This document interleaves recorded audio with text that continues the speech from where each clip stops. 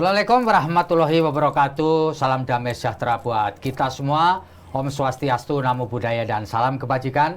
Tribuners, bertemu lagi dengan saya, Feby Mahendra Putra, Direktur Pemberitaan Tribun Network. Para Tribuners kita semua akhir-akhir ini banyak mendapatkan berita seputar kasus pembunuhan Brigadir Yosua Huta Barat yang kemudian ceritanya mengalir kemana-mana, nyampe kemana-mana. Dan dalam kesempatan ini kami mendapatkan tamu istimewa. Beliau adalah Pak Komisaris Jenderal Polisi Purnawirawan Susno Duaji. Beliau pernah menjabat sebagai Kepala Badan Reserse Kriminal Polri pada medio Oktober 2008 hingga November 2009. Tentu sebagai mantan Kepala Badan Reserse Kriminal Mabes Polri atau Polri, banyak sekali mendapat pengalaman selama beliau menjabat. Dan saya sebutnya adalah reserse senior. Saya akan sapa beliau. Assalamualaikum Pak Susno. Waalaikumsalam warahmatullahi wabarakatuh, Pak Feby, Mas Feby, Terima dan kasih. para pemirsa Tribun sekalian. Iya, Pak Susno sebagai seorang reserse senior, ya, tentu Pak Susno punya pengalaman sangat panjang, baik di tubuh Polri maupun sebagai pengusaha dan sebagai pengamat sekarang di kepolisian, dia terkait dengan bidang kepolisian. Pak Susno, apa yang Bapak lihat dari munculnya kasus pembunuhan Brigadir Yosua sampai kemudian ada tersangkanya adalah atasannya sendiri, Kepala Divisi Pengamanan di Polri, Kadif Propam, Pak Irjen Polisi Sambo, Verdi Sambo, dan kemudian sekarang banyak beredar dokumen-dokumen Pak ini Pak. Ya kan, ada yang judulnya Kaisar Sambo dan Konsorsium 303, kemudian dibalas lagi dengan dokumen yang menyangkut Kabar Reskrim yang sekarang Pak Komjen Agus. Iya. Menurut Pak Susno ini apa sih Pak? Pertama, Ya. ini kan kasus yang paling menarik perhatian masyarakat se-Indonesia. Ya. Mengapa? Karena kasus ini kan sesuatu yang tidak terbayangkan dan tidak mungkin terjadi mestinya. Ya. Seorang jenderal membunuh orang yang paling dekat dengan Ya. dia setelah istri. Ya. Setelah istri, orang yang paling dekat dengan dia adalah ini yang dibunuhnya ini. Mengapa saya katakan paling dekat? Karena dalam kedinasan dialah yang awal, dialah yang menyiapkan segala macam keperluan. Ya. Dalam hal di luar dinas dia melekat di rumah tangga, mungkin ambilkan sepatu, ambilkan apa, pokoknya sangat dekat. Ya. Tapi tega untuk dibunuh. Ya. Kan ini kan aneh, rasa-rasanya kan nggak mungkin. Tapi terjadi, sehingga perhatian seluruh Indonesia ke sini. Ya. Nah, lebih aneh lagi dan lebih nggak masuk akal lagi gitu kan. Si jenderal ini kan tidak bertanggung jawab, gitu, tidak kesatria. Ya. Dia lemparkan tanggung jawabnya ini kepada pembantunya juga, pangkat terendah, Ya. Barada. Ya. Disuruh ngaku ini, kemudian dia mencoba menjadi sutradara, Ya. merancang cerita seolah-olah terjadi tembak-menembak. Alasan tembak-menembak karena si korban Brigadir Yosua Huta Barat ini mengganggu istrinya. Ya. Ditembak, Ya. gitu, ditembak matilah dia. Ya. Satu di atas, katanya satu di bawah. Ya. Yang di atas, yang di bawah tembak 7 peluru, nggak ada Nggak yang ada yang kena. kena, iya. Yang atas nembak ke bawah 5 peluru, kena semua. Kemudian mengatakan si Barada ini jago tembak, Ya. pelatih tembak, Ya. macam-macam lah polisannya. Tapi kan ini kan hoak, Ya. bohong Ya. yang dirancang oleh mereka. Dan anehnya yang merancang hoak ini sang jenderal sendiri. Ya. Bersama istrinya, karena istri kan dirancang sebagai pelaku hoak juga, Ya, pura-pura ya. dilecehkan, dan juga melibatkan yang namanya staf ahli Kapolri. Ya. Staf ahli Kapolri ikut merancang ini yang mundur. Jadi setelah peristiwanya hangat, panas, terbongkar sebenarnya sampai sekarang DPR kalau tidak salah hari ini heboh, Ya, gitu betul, kan? ya, ya. Walaupun belum RDP dengan Polri hari ini, Ya. baru dengan Menko Polhukam, Komnas HAM, LPSK. dan LPSK serta apa namanya Kompolnas. Ya, heboh DPR. Nah, jadi ini kasus yang menghebohkan, menarik perhatian, dan juga ini menyita tenaga energi, pemikiran dari petinggi-petinggi Polri. Ya. Jadi kasusnya demikian menarik gitu. Ya, lalu menurut saya fenomena munculnya dokumen-dokumen yang beredar dalam masyarakat mengenai bahwa Ferdy Sambo ini adalah ratunya atau kaisarnya 303 dan seterusnya, lalu ada balasan lagi nih. Fenomena apa Pak ini? Apa orang mengira bahwa ini adalah suara dari dalam, ada yang bilang ini memanfaatkan situasi dari luar. Kalau menurut Pak Susno sendiri yang lama di kepolisian gimana Pak ini? Jadi, fenomena apa sih? Begini, ini kan sudah terlalu heboh Indonesia ini kan. Ya. Sudah 1,5 bulan dari tanggal 8 sampai dengan hari ini tanggal 23 ya hari ini. Ini udah 1,5 bulan persis ya. Jadi banyaklah yang bonceng. Yang bonceng ini baik dari dalam maupun dari luar. Bonceng. Dibuatkanlah skenario mungkin. Wah, ini bapak ini terlibat judi, kerajaan judinya ini. Kemudian bapak yang ini juga terlibat. Kemudian lagi diembel-embeli dengan apa namanya Satgas Sus. Ya, Satgas Sus. Yang katanya mengkoordinir apa namanya perjudian, narkoba, penyelundupan minyak dan lain-lain. Yang menghasilkan uang. Macam-macam isunya sehingga Satgas Sus dibubarkan dan kebetulan Satgas Sus ketuanya adalah Pak Ferdy Sambo bubar. Keluar isu ini. Nah, keluar isu ini kalau saya melihat ini kan yang bonceng. Ya, dari dalam apa dari luar? Ya bisa saja dari dalam bonceng. Kan wah, goyang polisi ini. Kalau goyang kenapa pejabat ini nggak digeser? Kalau digeser bintang 3 kan ada kesempatan bintang 2 naik. Bintang 1 naik. Bintang 3 yang ini pensiun. Masuk akal ya, Pak? Masuk akal begitu. Dan bisa juga ada benarnya. Nah, jadi bisa dimanfaatkan ini untuk menjatuhkan yang di atas. Bisa juga ini ada benarnya, tapi sudah dilaporkan tidak digubris. Bisa. Tapi dari segi negatif ada banyak negatifnya. Heboh ini. Tapi dari segi positif, karena sesuatu di dunia ini kan tidak hanya negatif saja, ada positifnya. Positifnya juga ya Pak ya. Cacing saja saya katakan ada positifnya gitu kan. Tai ayam yang gitu bau pun ada positifnya. Untuk pupuk, saya ini petani. Saya beli loh tai ayam itu, 1 karung 7.000 harganya. Ada nilainya ya. Nah, apalagi nih, jadi chart-chart yang beredar itu yang negatifnya itu tadi bikin heboh, bikin saling duga, bikin saling fitnah. Tapi positifnya apa? Ya mereka berwaspada. Kemudian untuk pimpinan untuk lihat ke bawah apa benar ini. Tentunya dia kan akan mengerahkan unit-unit atau fungsi-fungsi yang melakukan penyelidikan. Coba kamu selidiki informasi ini benar apa tidak. Dan diharapkan pimpinan bukanlah pimpinan yang telinganya tipis. Artinya gampang termakan ya. Langsung dicopot anak buah yang gini-gini, belum dicek. Ya dicek dulu. Kalau itu benar berarti itu kan masukan positif untuk pembenahan ke dalam. Kalau tidak benar, janganlah itu dimanfaatkan. Nah, tetapi kalau saya, satu hal positif yang saya lihat sekarang ini. Apa?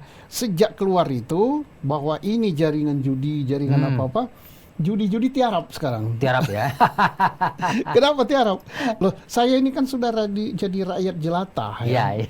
Di kampung saya sana, itu memang ada judi online itu. Nah, judi online itu kalau nggak salah sehari buka sampai 4 kali loh kalau nggak salah. Saya pernah tanya kepada tukang yang pernah kerja saya, kamu kok pekerjaan belum selesai udah minta duitnya apa? Loh Pak, hari ini saya perlu duit berapa? Untuk pasang. Pasang apa? Saya bilang. Pasang online Pak. Saya bilang apa? Kalau berita online nggak usah pasang, baca aja. Kamu cukup beli pulsa selesai. Bukan Pak nomor gitu. Lah nomor apa? Pak kalau pagi gini yang buka Sydney gitu. Aku juga nggak ngerti. Terus nanti setelah Sydney apa? Singapura. Setelah Singapura apa? Hong Kong. Setelah Hong Kong apa? Macau atau apa lupa saya. Karena saya nggak pernah beli. Berapa kali saya buka sekali? Di kampung saya itu sampai 4 kali sehari. Dan tukang-tukang buruh pun ikut. Saya bilang gimana cara masangnya? Ya Pak kita cukup pakai handphone aja gitu. Pakai handphone langsung transfer nanti 2 angka berapa kali. Artinya judi itu memang ada. Terus setelah beredar chart-chart ini, kan saya pulang kampung sering ya. Saya tanya kemarin tuh baru berapa hari saya pulang. kok nggak pasang lagi? Nggak ada Pak, sedang tiarap Pak. Coba. Jadi ada positifnya ya. Ada positifnya. Iya, iya, iya. Pak Susno, Bapak lama di Polri, lalu kemudian juga Pak Susno pasti tahulah sedikit banyak mengenai divisi Propos dan pengamanan atau Propam. Nah, kalau menurut pengetahuan Pak Susno, seberapa powerful sih Pak seorang Kadif Propam ini kalau di jajaran Polri, Pak? Jadi Kadif Propam serapa powerful ya. Ya. Jadi Kadif Propam ini suatu kadif yang strategis. Ya, strategis Dari ya, Pak. segi kepangkatan dia bintang 2. Ya. Kepala divisi itu termasuk bintang 2 senior gitu Ya. kan. Dia di bawah bintang, abis itu kan bintang 3, setelah itu bintang 4 gitu kan. Nah terus apalagi Propam. Ya. Ini beda dengan wakil kepala bagian, Wakabah Intel, Wakabah Harkam itu bintang 2 semua kan.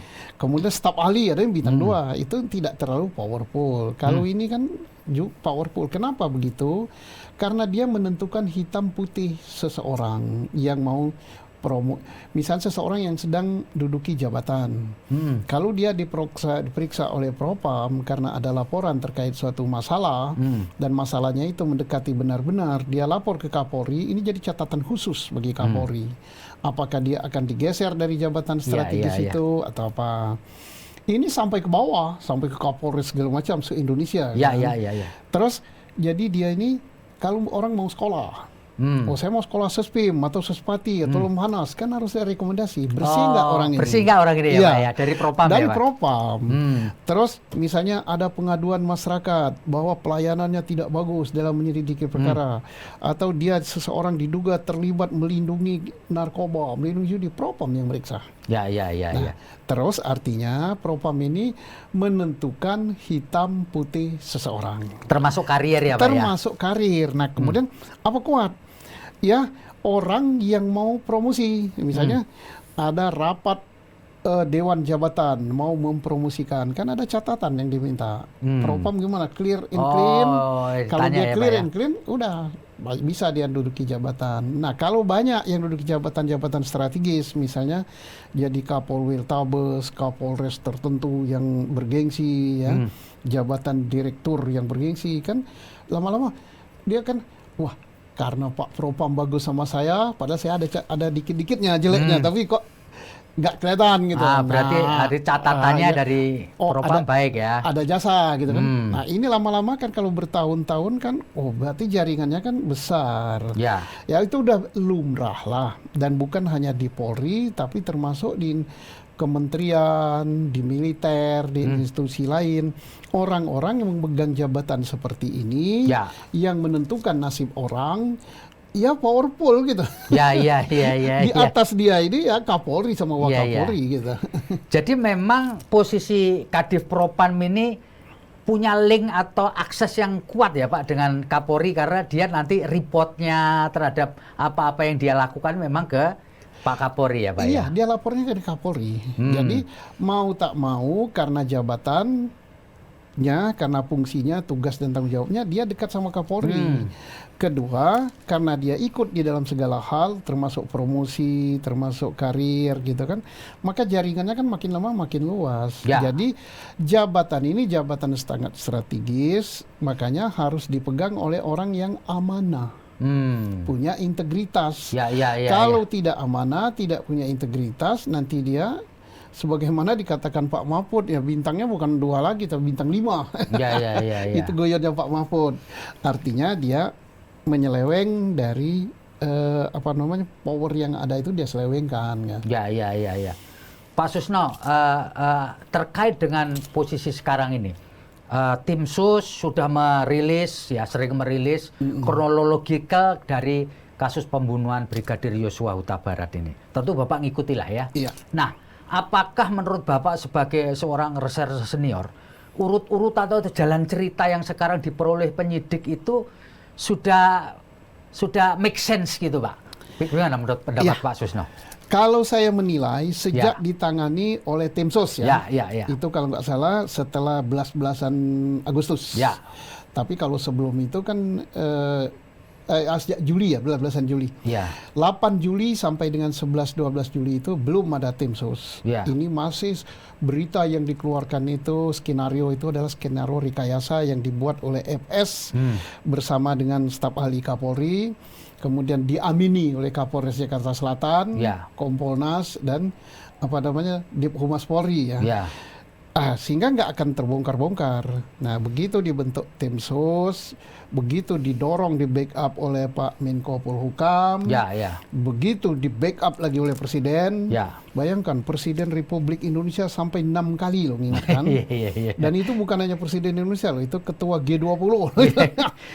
Dan belum pernah ya Pak 6 kali. 6 kali. Ya. Ini berarti di dalam itu kan demikian kuatnya ini. Tarik menariknya ya Pak ya. Menariknya. Nah, akhirnya Pak Mahfud pun menggunakan strategi yang hebat. Dia Ya. lempar informasi ke sosial asosiasi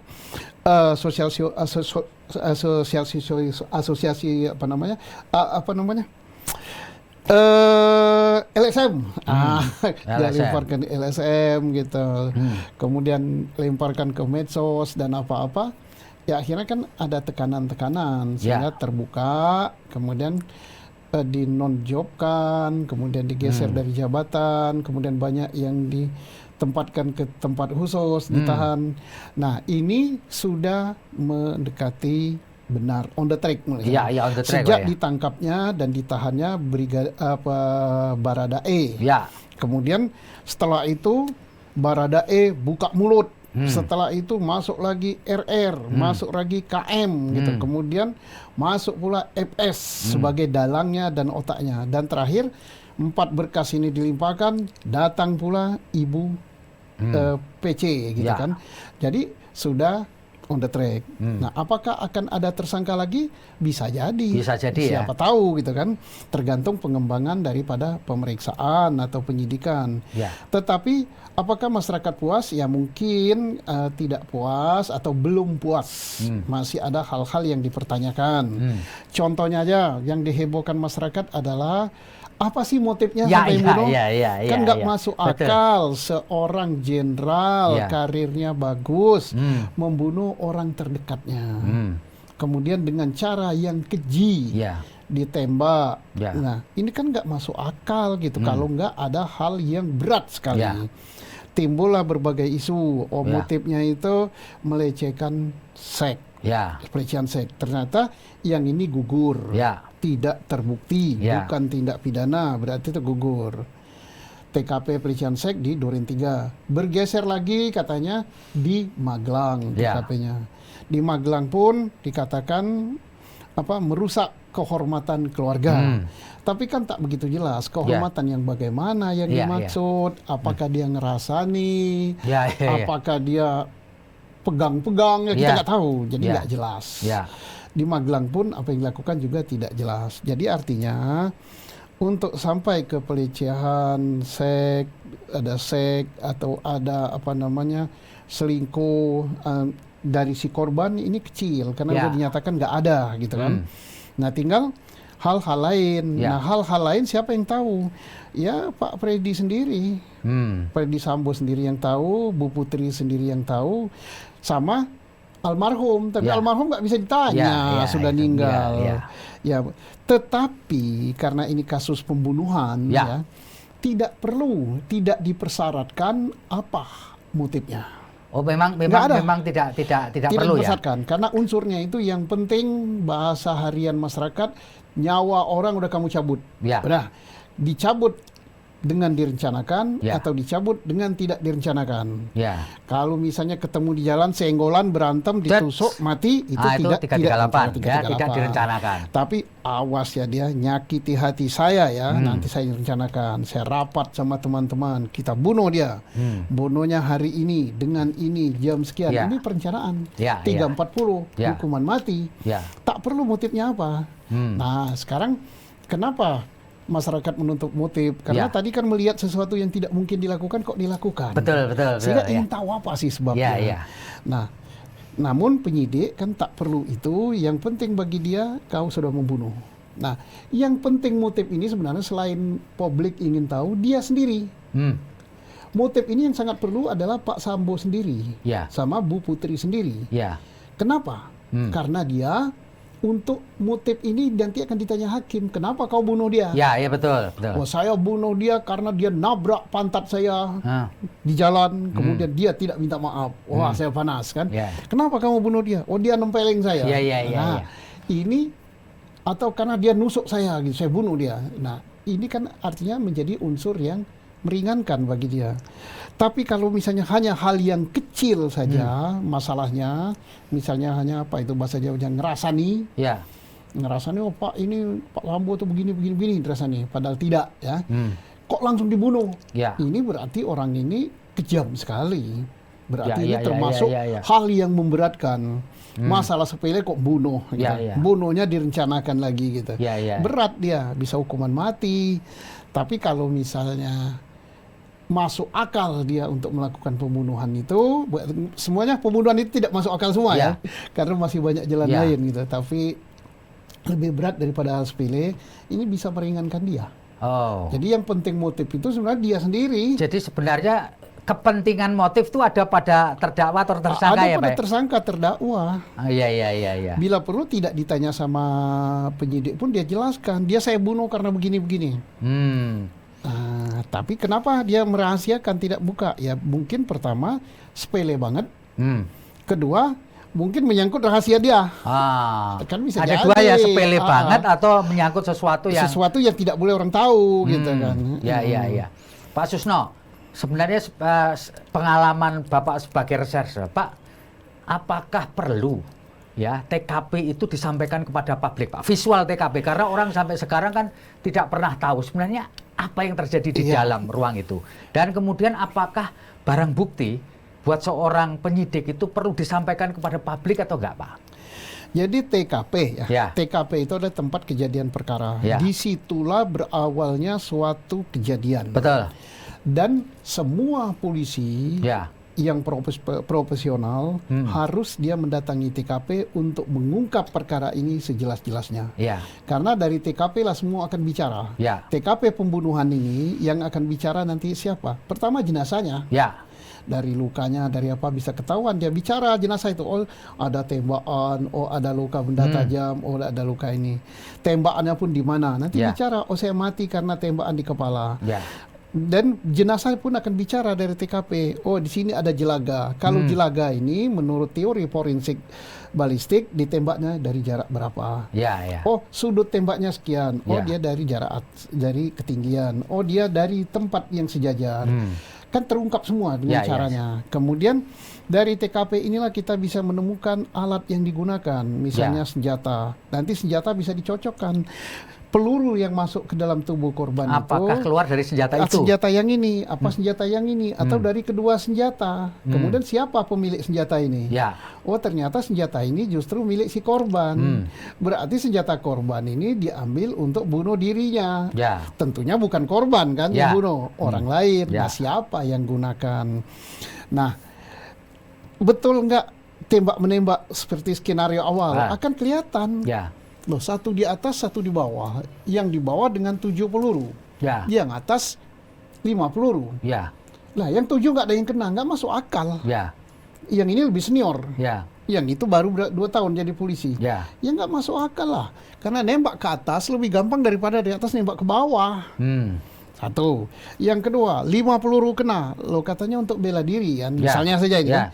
Di TKP. Lo kalau bela diri, 1 kena kepala sudah geletak. Selesai. Kenapa harus ditembak lagi? Seorang polisi kan nolong. Ya. Kalau ditolong dibawa ke rumah sakit apa-apa. Ya, nah, ya. terus Ya. kalau dia sudah 1 peluru geletak mati, tidak mungkin ada 4 peluru masuk dinding. Ya. Kan orang udah geletak gini. Ya. Kalau peluru masuk dinding berarti nggak kena kan?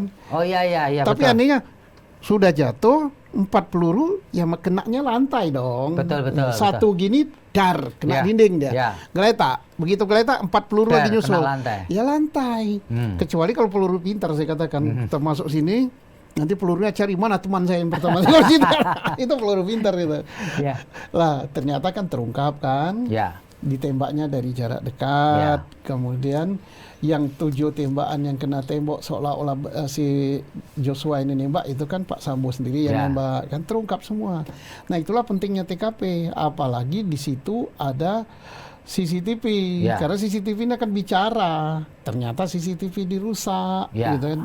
Awalnya katanya kena petir, gitu kan. Jadi sangat penting TKP ini. Nah, apakah TKP ini dan sket TKP ini perlu dipublikasi? Tidak wajib. Nah, melihat kasusnya. Kalau kasus ini sudah hebohnya secara nasional, merata sampai ke desa, bahkan orang kita di Hong Kong pun dengar ini kan, di Amerika dengar gitu ngikuti lah. Saya yakin polisi sudah datang ke TKP, sudah merekonstruksi TKP, sudah dipoto, sudah disket, dan semua sudah jadi, barang bukti sudah dihimpun, kemudian berkas sudah diserahkan untuk 4 tersangka kepada penuntut umum pada jaksa. Lah, sekarang perlu nggak ini diekspos? Ya polisi kan lihat untung ruginya. Kalau nanti diekspos ini gambar TKP-nya. Ini videonya, ini barang buktinya. Pertama dia akan melihat dampaknya apa, untung ruginya. Mungkin tidak mengganggu jalannya pemeriksaan, tapi akan menimbulkan interpretasi dan kehebohan-kehebohan. Mungkin polisi bilang, udahlah, tak perlu dipublikasi. Kita tunda dulu, toh nanti akan dibuka juga di pengadilan. Kalau di pengadilan mungkin sebulan lagi sudah tidak setegang ini. Tensinya sudah nggak ribut lagi, gitu kan. Nah, pertimbangan itu kalau digambar, disket, dipoto, di video kan saya yakin sudah. Sudah ya, itu SOP ya Pak ya? Sudah standar berkas. Pak, kalau menurut pengetahuan Bapak, apakah semua perkara pembunuhan ini perlu direkonstruksi Pak? Kalau pembunuhan itu perlu direkonstruksi. Jadi ada rekonstruksinya ada. Ya, sedangkan perkara orang dibunuh dengan racun siapa namanya itu Mirna ya? Mirna. Itu kan ada rekonstruksinya, kan duduk sini. Ya.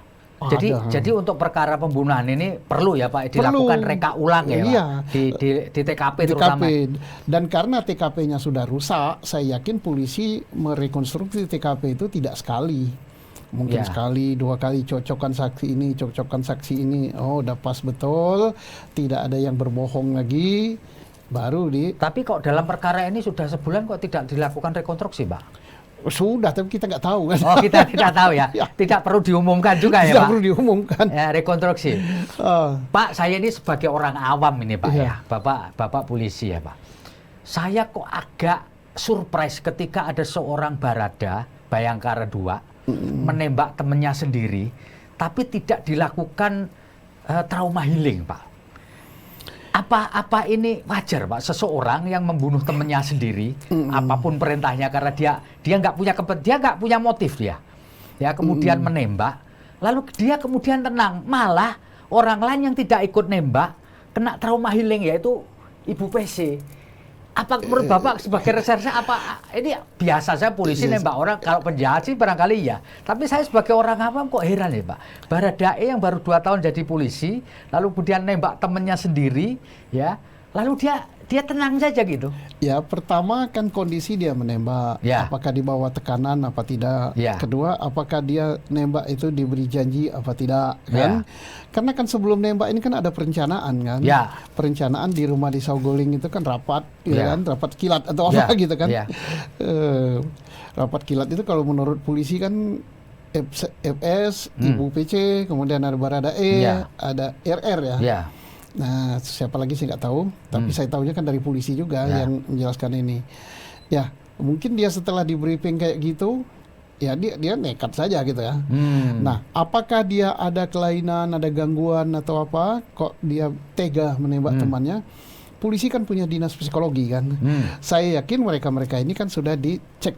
Jadi sudah terlibat ya Pak di dalam proses itu ya Pak. Tapi kan memang banyak hal-hal yang tidak dipublikasinya kan, dengan pertimbangan, nanti tambah geger lagi. Pak, ini ada selain mereka yang terlibat secara langsung di dalam pembunuhan ini, juga ada orang yang dianggap sebagai obstruction of justice, ya, puluhan anggota polisi kemudian mereka menurut tim sus ini atau Pak Irwasum Ya. ditempatkan di tempat khusus. Ini apa sih Pak tempat khusus ini? Sepengetahuan Pak Susno ini, gimana itu Pak penjelasannya? Jadi yang diperiksa oleh polisi, yang yang diperiksa oleh penyidik itu kan kalau nggak salah sudah 80 sekian orang. Ya. Disaring, kemudian 31 orang, sekarang kalau nggak salah 36 ya menjadi. Ditempatkan di tempat khusus. Ya. Ini kan istilah supaya tidak berbenturan dengan KUHP. Kitab Undang-Undang Hukum Acara Pidana. Undang-Undang Nomor 8 tahun 81. Kalau KUHP tidak mengenal yang namanya ditempatkan dalam tempat khusus. Tidak mengenal ya, tahanan dia hanya saja. tahanan 20 hari gitu. Ya. Orang yang bisa ditahan itu ada syarat tertentu. Ya. Untuk tindak pidana diancam dengan pasal 5 tahun ke atas. Atau tindak pidana yang dikecualikan. Ya. Seperti penggelapan, penipuan, itu yang 4 tahun tapi boleh ditahan. Nah, obstruction of justice ini ancaman hukumannya kalau nggak salah di bawah setahun. Ya. Ya jelas dia nggak bisa ditahan. Tidak memenuhi syarat untuk ditahan. Tetapi penyidik atau Polri berkepentingan untuk menahan dia. Gimana caranya? Ya. Kalau nggak ditahan dia ini Kemana-mana nanti kemana-mana. ya. Ganggu jalannya pemeriksaan. Ya. Maka di dalam kode peraturan Kapolri tentang kode etik itu ada istilah ditempatkan dalam Di tempat khusus. tempat khusus. Ya sama dan sami mawon dengan tahanan. Iya. Hanya dia mungkin tidak dapat jatah makanan dari Kemenkumham karena tahanan Tidak masuk di dalam rutan polisi. Rutan, bukan rutan ya? Iya, tahanan polisi itu kan rutan itu Ya. namanya.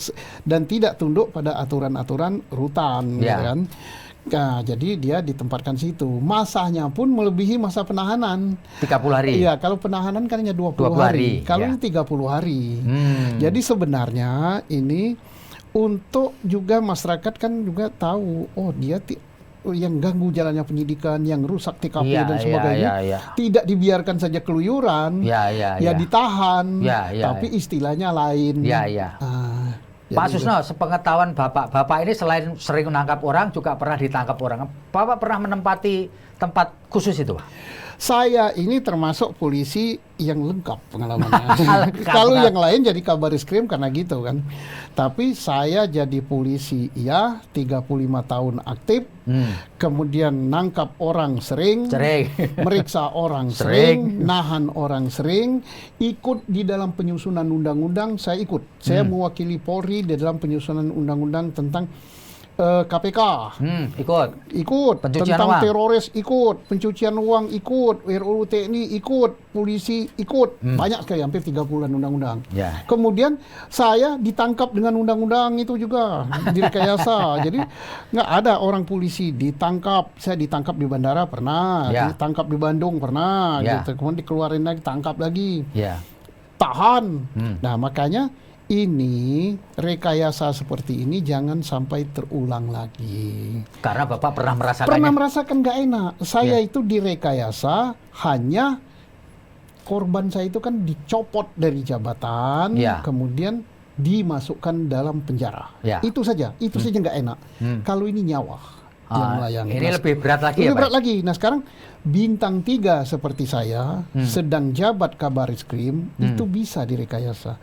Mungkin ada yang bertanya, kok bisa Pak Susno? Itu Pak, tanya kok bisa ya, bintang 3 saja. direkayasa? Siapa nggak bisa? Kan Pak Mahfud sendiri pernah dalam suatu kesempatan mengatakan bahwa mafia peradilan atau apa istilahnya, saya lupa ya.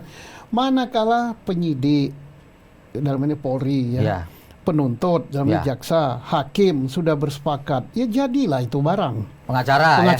Lalu saya, menurut saya, dan saya tidak pernah menandatangani berita acara, saya tidak pernah melakukan itu. Tapi saya bisa jadi kan ditangkap. Loh, Pak Susno bisa banding. Loh, saya banding. Kasasi ya, PK iya, sampai sekarang 12 tahun, 10 tahun PK saya nggak diputus. Ya, mudah-mudahan Mahkamah Agung dengar ini. Nggak diputus sampai sekarang. Kalau diputus silakan, mau diputus dijatuhi hukuman, misalnya memperkuat pengadilan sebelumnya silakan. Saya setuju, saya nggak dendam kok. Sama orang yang merekayasa perkara saya nggak dendam. Yang penting publik tahu apa yang saya lakukan. Nah, terus bersepakat, iya saksinya. Saksi saya kan polisi semua. Iya betul, anak buah Bapak ya. Anak buah saya banyak. Terus kenapa dia mau? Loh saya ini masih ada atasan lebih tinggi. Kalau yang lebih bertinggi, lebih berhak ngaturnya, Kalau dia nggak mau dia dicopot dan sebagainya, ya pasti nurut dong. Ya. Nah, kemudian saya dituduh makan duit pemilu ya. Yang bagian keuangannya yang dituduh bersekongkol dengan saya nggak masuk. Kok dalam tuduhannya bersama-sama, Ya, tapi ya, sendirian. Ya. Begitu mau diponis, 2 hakim dari 3 hakim yang nyidangkan saya tidak memponis saya. Karena dia alasannya mau pindah, padahal mundur kan. Pindahnya masih 3 bulan lagi. Ya saya diponis oleh hakim yang tidak menyidangkan perkara saya. Ini Mahkamah Agung supaya tahu loh. Ya. Kemudian perkara saya katanya 1 di Jabar, 1 di Jakarta. Lo kok disidangkan di Jakarta? Ya, Ini ya. kejadian. Kemudian saya diponis tingkat banding, tingkat apa lupa saya, dengan berkas yang bukan berkas saya. Nomor perkara itu bukan berkas perkara saya. Perkara orang lain. Ya. Jenis perkaranya berbeda. Tapi saya diponis dengan berkas itu. Ya, Namanya bukan saya. Itu terjadi pada saya. Itu karena itu bintang 3 loh Pak ya. Bintang 3. Jadi itu karena ada saling menyandera gitu. Saling sandra ya. Kalau polisi udah nyandra penuntut, Ya. ya Sandra, kamu gini loh. Ini kan nurut. Ya. Kalau penuntut nyandra ini nurut. Ya kan Pak Mahfud kan begitu bilangnya. Ini bukan saya loh. Ya. Pak Mahfud yang Menko Polhukam dalam suatu pidato gitu. Kalau manakala aparat sudah bersepakat, ya jadilah itu barang. Tetapi kan masih ada peradilan yang paling tinggi, yaitu peradilan akhirat. Itu yang kita harus patuhi. Ya. Kemudian kembali ke saya. Mumpung ini sedang terjadi. Ya. Bintang 3 Kabarizkrim aktif, bisa direkayasakan perkara kok. Yang nggak masuk akal. Ya. Kemudian apalagi yang pangkat lebih rendah, Ya. ini nyawa melayang. Ya. Dan bisa lagi ini menimpa kepada masyarakat biasa dan siapa saja. Bisa. Kita tinggal nunggu waktu saja. Nah, kemudian caranya bagaimana? Momentum yang terbaik ini, Ya. Brigadir Joshua Huta Barat telah mengorbankan jiwanya, darah, air mata. Ini jangan dilewatkan begitu saja. Kita gunakan untuk membenahi Polri milik rakyat ini. Momentum ya Pak ya ini ya. Yang saya cintai, saya sangat cinta pada Polri. Ya. Yang mereka ya saya, walaupun pangkatnya lebih tinggi, itu bukan institusi, itu oknum. Orang. Sama dengan Pak FS ini oknum bukan Polri, tapi organisasi ini harus kita benahi. Apa yang harus dibenahi? Ya. Sekarang beredar di masyarakat dan beredar juga di mana-mana. Di civil society mengatakan harus reposisi. Reposisi itu artinya menempatkan Polri di mana. Ya. Menurut saya itu bukan prioritas utama. Itu bukan solusi ya Pak ya? Bukan. Tempatkanlah Polri di bawah kementerian apa. Kalau menterinya ini berasosiasi kepada suatu kelompok atau golongan atau partai, ini kan jadi alat juga dia. Jadi Polri jadi alat siapa yang jadi Siapa yang menteri? berkuasa di Ya. sini? Karena menteri ini punya kuasa untuk memindahkan ini kan. Karena menteri jabatan politik kan Pak? Iya, tunduk dia.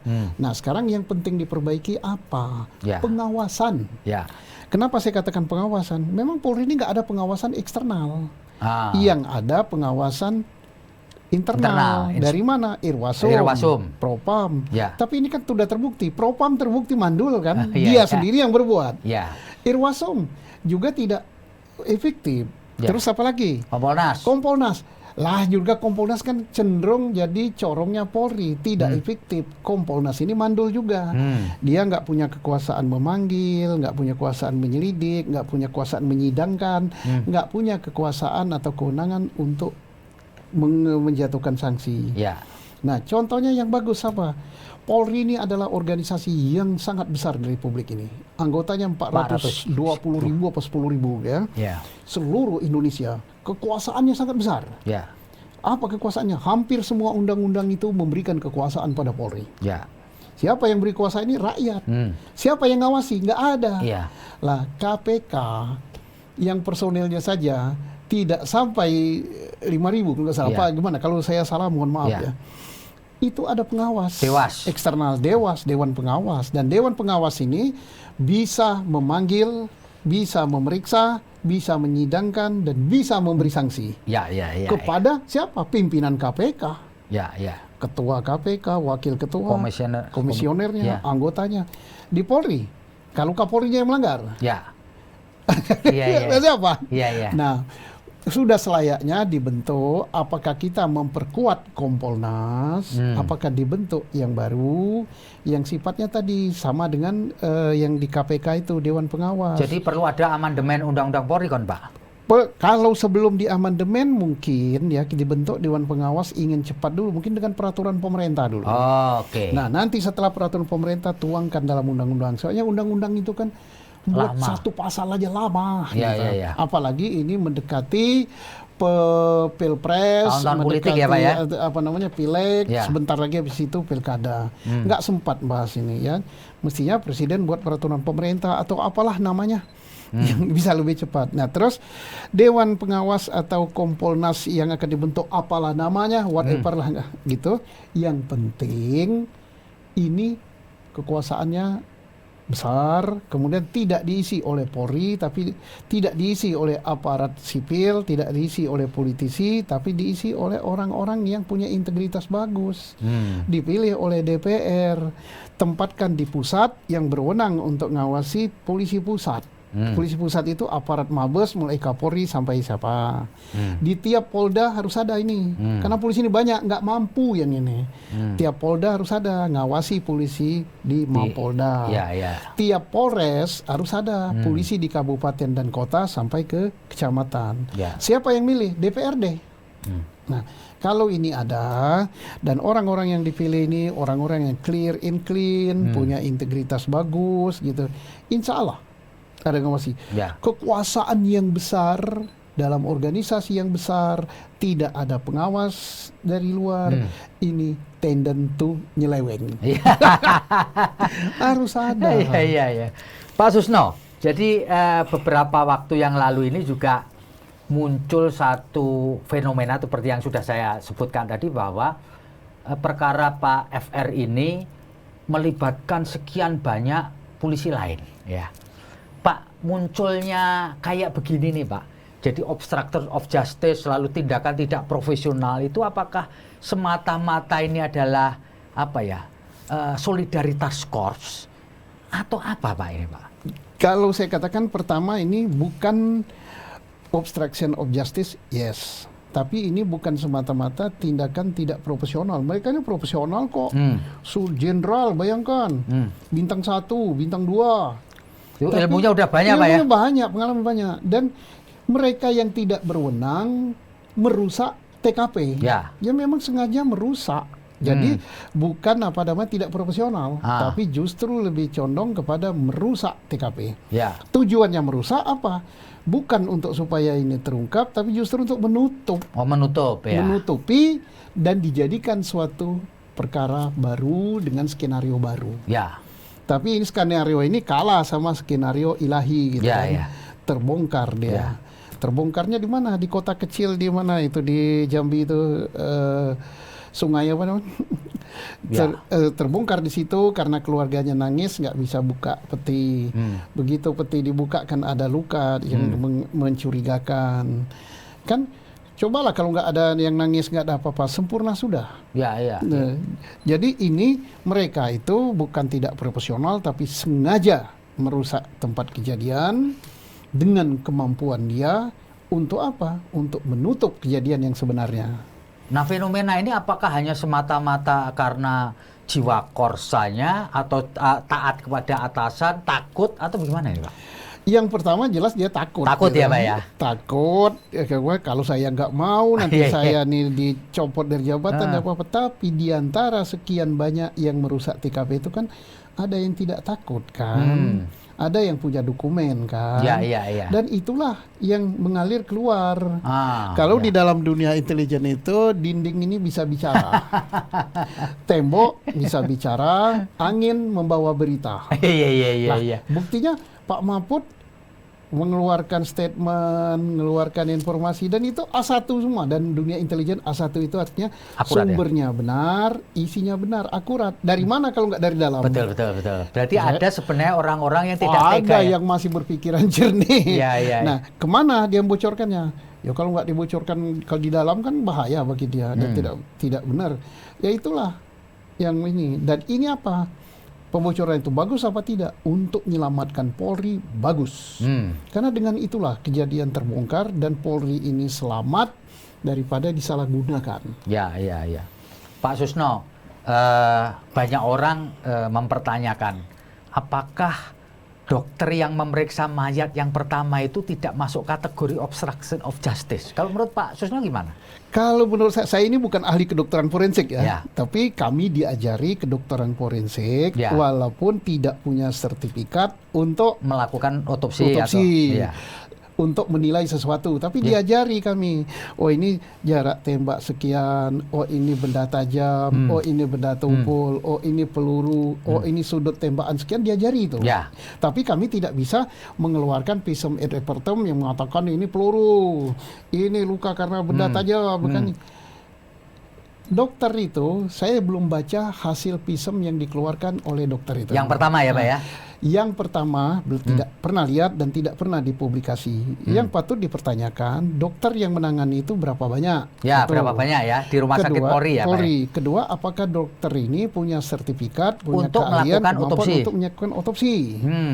Itu dua ya. Berpengalaman apa tidak? Ya. Jadi dia sendirian apa banyak? Ya. Kemudian dia punya keahlian atau kemampuan. Ketiga, ini kan sebentar katanya hari ini mau keluar visum et repertum kedua, Yang kedua. hasil otopsi kedua. Ya. Tinggal dicocokkan aja. Sama nggak? Mirip nggak? Kalau beda-beda tipis ya nggak apa-apa ya. Ya. Tapi kalau beda jauh, kalau kata yang ini ada luka benda tajam, ada luka benda tumpul. Kalau kata yang ini hanya tembakan saja, jumlah tembakannya pun nggak benar gitu. Ya berarti yang ini kan nggak beres. Ya. Nah, nggak beresannya itu kita bisa kita tanya, sengaja apa hilap atau dipaksa gitu kan. Ya. Tinggal kita tanya ini. Makanya sebenarnya saya katakan dari dulu dokter itu harus diperiksa. Karena dari dokter itulah ini akan terungkap. Dan saya yakin penyidik tim sus sudah memeriksa dokter itu. Karena saya yakin penyidik yang meriksa kan penyidik markas besar. Penyidik markas besar ini apalagi langsung ditongkrongi, diawasi oleh Irwasum bersama dengan Kabaris-Krim. Pasti sudah profesional ya. Ya. Pak Susno, ketika penyidik tim sus ini melakukan sejumlah penggeledahan, muncullah satu informasi mengenai temuan uang kata ya Pak ya. Ya, yang jumlahnya menurut 900 miliar gitu dalam bentuk dolar Sin gitu ya. Nah, tapi tidak ada satu penjelasan yang gamblang Pak. Sebenarnya menurut Pak Susno ini apa seharusnya sikap Polri di dalam merespon informasi atau isu ini Pak? Polri kan sudah memeriksa rumah itu. Ya, 3 rumah Pak ya, atau 4 lah ya. Kemudian dari sekian banyak rumah yang sudah digeledah, kemudian semua sudah dibongkar, tak pernah dia mengeluarkan, membawa atau merilis atau baik statement maupun gambar-gambar tentang uang itu. Ya. Dan terakhir kalau nggak salah kemarin Kadip Humas siapa mengatakan itu nggak benar. Ya, ya betul. Ya. Dan nyimpan uang sebanyak itu di rumah ya bodoh bener ya. Ya mungkin yang paling mungkin kalau ada uang yang nggak beres itu mungkin dia simpan di mana gitu. Tapi kalau numpuk kayak gitu ya nggak mungkin lah rasanya. Dan apalagi kemarin Polri sudah merilis keterangan itu nggak bener kata. Ya mudah-mudahan nggak bener-beneran. Mudah-mudahan nggak bener ya Pak ya. Nggak bener tapi beneran gitu. Gimana ngomongkannya? Benar bahwa dia itu nggak bener ya. Ya. Pak, ini tentu semua ini ada hikmahnya ya Pak ya. Ya. Semua ada hikmahnya. Menurut Bapak, apa hikmah yang bisa diambil dan bagaimana kita memanfaatkan hikmah ini Pak? Lah hikmah yang pertama artinya pemerintah, DPR, kemudian pemilik polisi, rakyat melalui civil society membenahi Polri. Ya. Yang harus dibenahi pertama itu adalah pengawasan. Pengawasan ya nomor 1 ya Pak ya. Apa yang harus diawasi ya dirumuskan. Dibuat aturannya apa yang harus diawasi. Misalnya cara penggunaan kewenangan, cara penggunaan senjata api, cara melayani pelapor, cara menangani perkara. Ya. Kalau memang sudah ada SOP-nya, ambil SOP itu dituangkan di dalam peraturan. Ya inilah yang diawasi. Yang ngawasi tadi lembaga tadi. Yang kedua, ini kesempatan terbaik bagi internal Polri dan elit-elit Polri untuk istilahnya bersih-bersih. Ya, bersih-bersih. Nah, kalau masih ada anasir-anasir atau kelompok-kelompok yang loyal kepada perbuatan-perbuatan tercela gitu, ya kesempatan sekarang untuk dibersihkan apapun pangkatnya. Mau bintang 3, mau bintang 2, mau jabatan di markas besar, mau jabatan di wilayah ya dibersihkan. kesempatan ini yang terbagus. Ini ya momentum ini. Momentum ini. Hikmah ini ya Pak Iya. ya yang diambil ini Pak Dan ya. saya yakin ini pasti akan dilakukan oleh pimpinan Polri, tapi momentum aja yang ditunggukan. Ya, Dan ya, sekarang ya. kan tidak apik dan kurang tempat pada tempatnya, masih heboh begini, masih menyelesaikan berkas, tahu-tahu Kapolda ini dipindah, direktur ini pindah kan heboh dia. Ya. Pasti mereka bijak gitu, apa namanya istilah bahasa kita, ikannya dapat, airnya tidak keruh. Ya. Terus pepatah Melayu lagi, besi itu ditempa selagi panas. Ya. Ini kan sedang panas. Ya. Tapi selagi panas, dia sudah bisa dipegang dengan alat pemegang gini, baru ditempa. Tok.